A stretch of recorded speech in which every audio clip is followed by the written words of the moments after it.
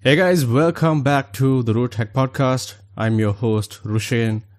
As always, I am thrilled to have you listening to this episode. I warmly welcome you to the episode number 20, the final episode of the first season of the Root Hack Podcast.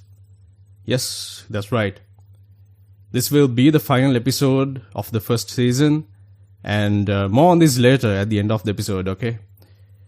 So before we get into the main event, I would like to take a moment to share two important things with you right now. Firstly, you must check out the Mindful Doubt weekly newsletter, which is written based off of the topics we discuss here on the podcast. The newsletter will continue every week as it was originally intended. We passed 360 subscriber mark this week, and I'm grateful for each and every one of you who subscribed.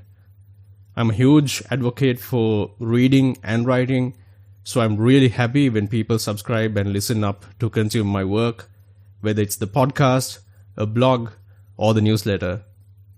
Hours and hours of reading and thorough research goes into every single episode I make and every single blog I write. So thank you so much for spending your valuable time to read the shit I write and to listen to the stuff I have to say. It means a lot and I cannot stress that enough. Alright, so the link to the newsletter will be in the description. Click the link and subscribe to the newsletter using your LinkedIn account so you will be notified when the newsletter comes out every week. I post the newsletter with the hopes of helping you to show a path to a breakthrough in your life. I promise you there will be some amazing topics that is going to help you immensely. And this podcast was put together for the same reason.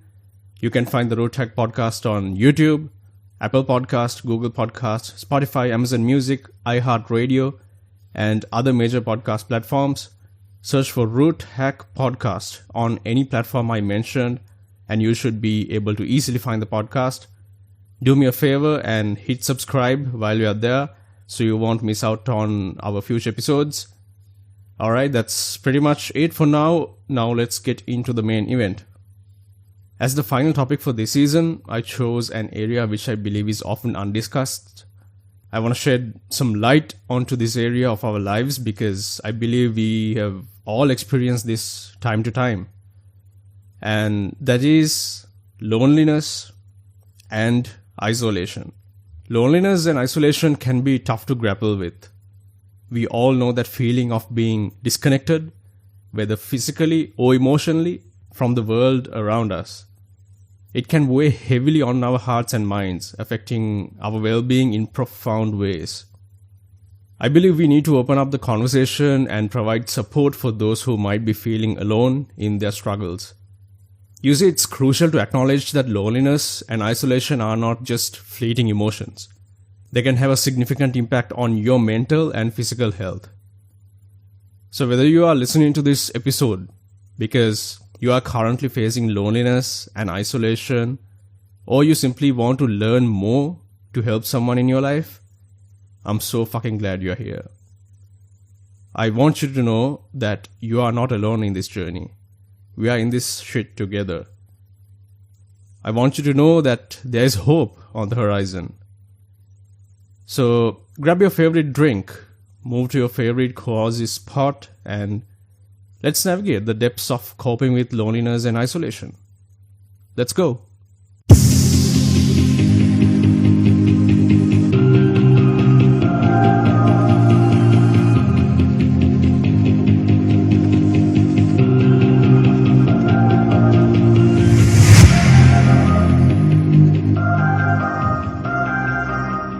Alright, first of all, we need to establish a clear understanding of what loneliness and isolation truly mean.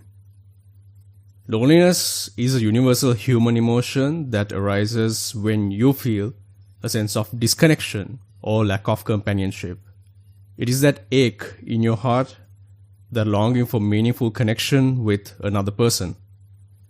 It is important to note that loneliness can be experienced even when you are surrounded by thousands of people, as it is more about the quality of your connections rather than the quantity itself.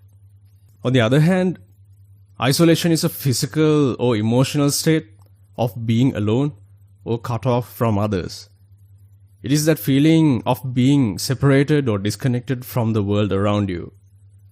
Isolation can manifest in different ways, whether you are physically isolated due to geographic distance or circumstances, which I believe all of us have experienced thanks to COVID-19, or you will be isolated emotionally within your own communities. Now let's distinguish between the two concepts.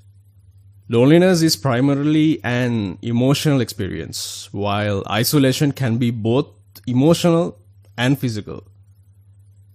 Loneliness is that inner void you feel, while isolation reflects your external circumstances and lack of social interactions. It is crucial to understand that loneliness and isolation can coexist, but they can also exist independently. You might find yourself in the midst of a bustling crowd, yet feeling utterly alone, or you may be physically separated from others but feel content and connected within yourself. So why the heck do you experience these feelings in the first place? I'm so glad you asked. Well, there are numerous potential causes. Sometimes it's due to a major life transitions like moving to a new city or a country. Sometimes the loss of a loved one or the end of a significant relationship. Other times it can stem from a lack of support from the society. Feeling misunderstood or rejected or struggling with mental health challenges. In our modern society, technology plays a huge role in contributing to feelings of isolation. Paradoxically, despite being more connected than ever through social media and digital platforms, you can still feel disconnected on a deeper level, missing out on meaningful face-to-face interactions. Then, external factors like work-related stress, demanding schedules, and societal pressures can further exacerbate feelings of loneliness and isolation. These factors can make it challenging to prioritize self-care, forge new relationships, or maintain the existing ones. It is important to understand that everyone's experience with loneliness and isolation is so unique. The causes may vary, and the depth of these feelings can differ from person to person. So you are a fool if you think every person should be treated equally. Now let's talk about what happens when you are lonely and isolated. When you lack meaningful connections and support systems, it can lead to feelings of sadness, anxiety, and even depression at its extreme. Your mind craves social interaction, and when you are deprived of it, it can lead to a downward spiral of negative emotions. Prolonged loneliness and isolation can increase the risk of developing mental health disorders. Studies have shown that individuals who experience chronic loneliness are more susceptible to conditions like depression, anxiety disorders, and substance abuse. It is a serious matter that demands your attention and care. But the impact does not stop there. Your physical health can also be affected by these symptoms. Research has revealed that these experiences can weaken your immune system, making you more vulnerable to illnesses. It is as if your body responds to the absence of social connections by compromising your defenses. The stress caused by prolonged loneliness and isolation can increase the risk of developing cardiovascular problems. It can elevate blood pressure, contribute to inflammation, and even impact your sleep patterns.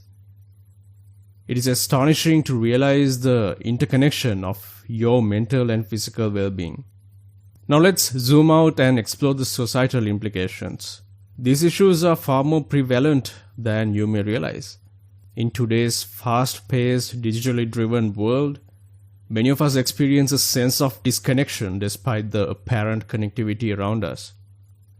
According to a study by the American Psychological Association, the prevalence of loneliness has been on the rise in the recent years. In fact, they found that loneliness has doubled among adults in the United States over the past few decades. These statistics highlight the urgency of addressing this societal concern. The impact of loneliness and isolation is not limited to individuals alone. It extends to communities and society as a whole. When large segments of the population experience these feelings, it can lead to decreased social cohesion, strained relationships, and reduced overall well-being. Societal norms and cultural factors contribute to feelings of isolation. Certain groups may face increased risks due to systematic factors such as discrimination, stigma, or marginalization. It is essential that you recognize and address these societal barriers to foster a more inclusive and connected world. Research has shed light on the detrimental effects of loneliness and isolation, but it has also highlighted the power of human connection. Studies consistently show that strong social support systems and meaningful relationships are crucial for our well-being. Loneliness and isolation come with a whirlwind of emotions. It is essential to acknowledge and experience these feelings as they provide you with valuable insights into your own experiences and the experiences of others. Some common emotions associated with loneliness include a deep longing for connection, a sense of emptiness, and even a fear of being forgotten or unimportant. When you feel isolated, you might experience a mix of emotions as well. It could be a sense of detachment, feeling like an outsider, or that your experiences are not understood or valued. You might feel invisible, unheard, or even invisible in your own community. But it's crucial to remember that these feelings are not permanent. They ebb and flow, and it is normal to experience them at different times in our lives. By shining light on these emotions, you can begin to unravel the complexity of your experiences and work towards finding a path forward. Now, I want to encourage each and every one of you to reflect on your own experiences with loneliness and isolation.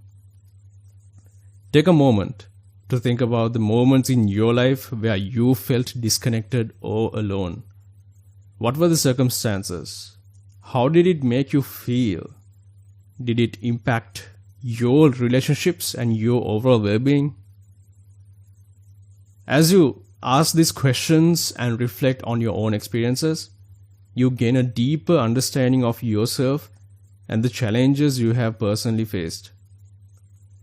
It allows you to empathize with others who may be going through similar situations.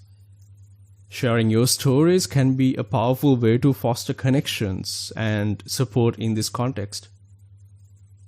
It is important to note that personal experiences with loneliness and isolation can vary greatly from one person to another. Each story is unique, influenced by factors such as culture, upbringing, and individual circumstances. When you acknowledge and embrace your own narratives, you can contribute to a more compassionate and inclusive dialogue surrounding these issues.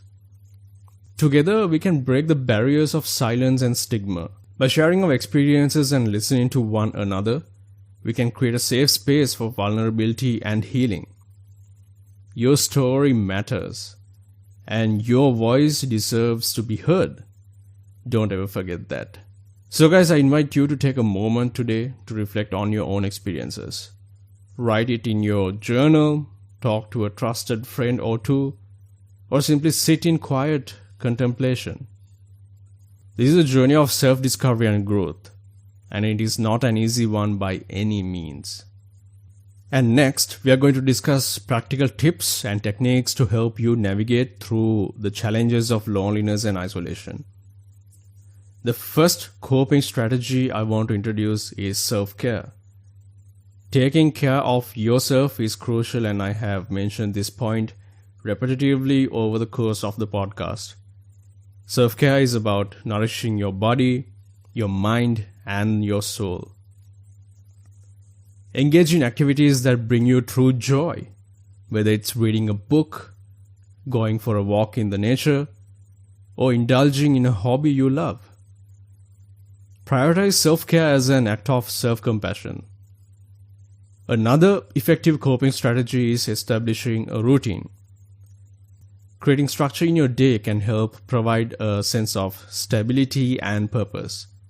Set small goals and tasks to accomplish each day, and celebrate even the smallest victories. Having a routine can give you something to look forward to and provide a sense of accomplishment. Foster meaningful connections by engaging in conversations, attending social events, or volunteering for causes you actually give a fuck about. Human connection is a powerful antidote to loneliness. One coping technique that can be particularly helpful is practicing mindfulness and meditation. Take time each day to sit in stillness, focusing on your breath and allowing thoughts to come and go without judgment. Mindfulness can help you become more present and aware of your thoughts and feelings, allowing you to cultivate a greater sense of peace and acceptance. This next strategy personally works for me and I vouch for it, and that is to engage in creative outlets. Express yourself through art, music, writing, or any other form of creativity that resonates with you. These outlets provide a channel for self-expression and can serve as a cathartic release for emotions that may be difficult to put into words. Along with that, I recommend you to consider exploring new hobbies. Engage in activities that pique your curiosity, which will help you discover new passions, meet new people, and expand your horizons. Whether it is joining a book club, taking up a new sport, or learning an instrument, these activities can enrich your life and provide a sense of purpose. Okay, this one is going to rhyme. Cultivate an attitude of gratitude by regularly acknowledging and appreciating the positive aspects of your life. It can be as simple as keeping a journal where you write down at least 3 things you are grateful for each day, because focusing on the good can shift your perspective and uplift your spirit. Consider these coping strategies as tools in your toolbox. You can tailor them to suit your unique needs and preferences. Experiment and see what works for you, and be gentle with yourself throughout the process. I want to share this very important and underrated strategy. That is, while loneliness and isolation can be incredibly challenging, there is immense beauty and growth to be found in moments of solitude and alone time. Let's talk about that for a minute. Let's talk about the benefits and discover ways to make the most of these precious moments. First, let's talk about the benefits of solitude. Solitude provides an opportunity for self-reflection and introspection. It allows you to reconnect with yourself, listen to your inner voice, and gain clarity about your values, goals, and aspirations. It is a time for self-discovery and personal growth. Here's another great benefit. Solitude can also foster creativity. When you are alone, with no distractions, your mind has space to wander, to dream, and to explore new ideas. Many artists, writers, and innovators have credited moments of solitude as the wellspring of their inspiration. It is in these quiet moments that your deepest insights and original thoughts can emerge. So how can you make the most of your solitary moments? Well, one suggestion is to engage in activities that bring you joy and fulfillment. It could be reading a book that transports you to another world, engaging in a creative project like painting or writing, or simply enjoying a walk in nature. Embrace these little moments as opportunities to indulge in activities that ignite your passion. Another practice to embrace during solitude is journaling. Grab a pen and paper, or open up a digital journal and let your thoughts flow freely. Write about your experiences, your emotions, and your aspirations. Write it freely, straight from your heart. Have no filter at all. Journaling provides a safe space for self-expression, allowing you to gain insights into your own thoughts and emotions. This shit is so powerful, and you will see the results as you consistently journal for a considerable amount of time. Here's another activity you can do during your alone time. Meditation. Mindfulness that supercharges with meditation is a powerful practice that can deepen your connection with yourself during moments of solitude. This practice can help you cultivate a sense of inner calm, reduce stress, and gain a greater understanding of your own mind. Embracing solitude also presents an opportunity to engage in self-care practices. Take this time to pamper yourself, whether it's through a relaxing bath, a soothing skincare routine, hitting the gym, or indulging in your favorite hobbies. Treat yourself with love and kindness, knowing that self-care is a vital part of nurturing your well-being. You can also use this time to dive into a subject you have always been curious about. Learn a new skill or deepen your knowledge in a field that fascinates you.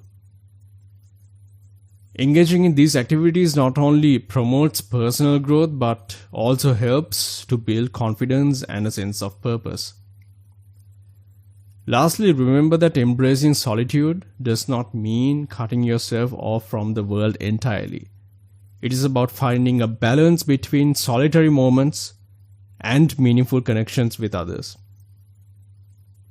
Allow yourself to enjoy solitude while still nurturing your relationships and social connections. Embrace the beauty of solitude, finding solace and inspiration within your own company. You are your own sanctuary, and these moments of solitude can be transformative. Finally, we are going to discuss common barriers we face that hinder us from connections. One common barrier to connection is social anxiety. Many people experience nervousness or fear in social situations, making it difficult to engage with others. If you find yourself grappling with social anxiety, know that you are not alone. It is important to recognize that these feelings are valid and that there are ways to overcome them. Let me give you some strategies. One strategy for overcoming social anxiety is to start small. Begin by pushing your comfort zone gently. Engage in low-pressure societal interactions, such as joining a small group activity or attending a casual gathering with trusted friends. And gradually expose yourself to more social situations, allowing yourself to become more comfortable and confident over time. Another helpful approach is to practice positive self-talk and reframing negative thoughts. Challenge the negative beliefs and self-doubts that may be holding you back from connecting with others. Remind yourself of your strengths and focus on the potential positive outcomes of engaging in social interactions. For those who identify as introverts, connecting with others can sometimes feel overwhelming.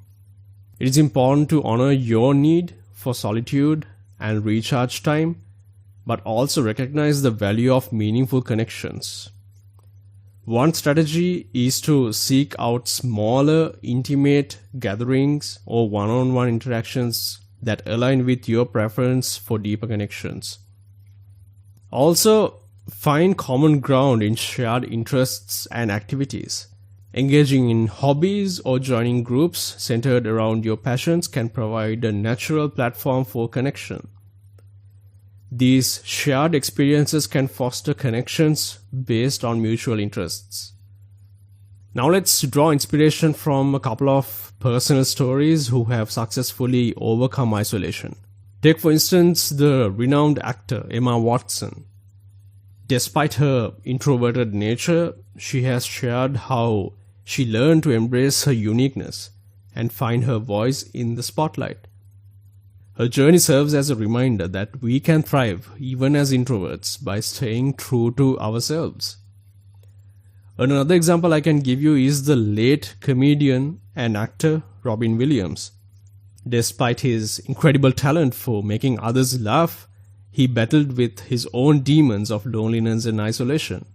His story reminds us that we can never truly know what someone is actually going through, even those who seem to radiate joy. It emphasizes the importance of compassion and reaching out to others who may be silently struggling. Guys, overcoming barriers to connection is a journey. It takes time. It takes effort. It takes self-compassion. Be patient with yourself. Celebrate your progress. And remember that every small step counts towards creating meaningful connections. So, my friends, take what you have learned today, embrace the strategies that resonate with you, and never forget the incredible strength that lies within you. Alright guys, we have reached the very end of an incredible journey of 20 wholesome episodes on the Root Hack podcast. This is not an easy journey by any means because a solo podcast in self-help context requires a lot of planning, tons of writing and scripting, hours and days of thorough research, fucking up recordings to getting them right in one go, multiple retakes, and everything in between. At the initial stage of the podcast, I had one goal in mind. And the goal was to somehow record 20 episodes consistently. And I'm so glad and humbled that I pushed myself to my limits and got this done. Along the way, I was able to secure a supportive community whom I consider friends, who commented and liked every single post, sent personal messages, encouraged me, and supported throughout. I want you to know that I'm so grateful for each and every one of you, and also I'm humbled. Anyways, I want you to know that the journey does not end here. I can't and I won't promise too much, but you will continue to see more of this shit I talked here in different formats. So stay connected with me and let's continue to grow together. The links to my socials can be found on my link tree. Search for linktr.ee/RUSHENWICK. That is linktree/Rushenwick, and you will find my entire work portfolio. And also these links will be in the description down below, so go check them out. Alright, so it's time to wrap this up for now. If you're still listening to this, you are a real one, and I truly appreciate you. So stay rooted, stay authentic, and keep hacking away at the barriers that hold you back. I will catch you in the future with brand new, unfiltered, raw content. Until then, take care of yourself and take care of each other. Peace.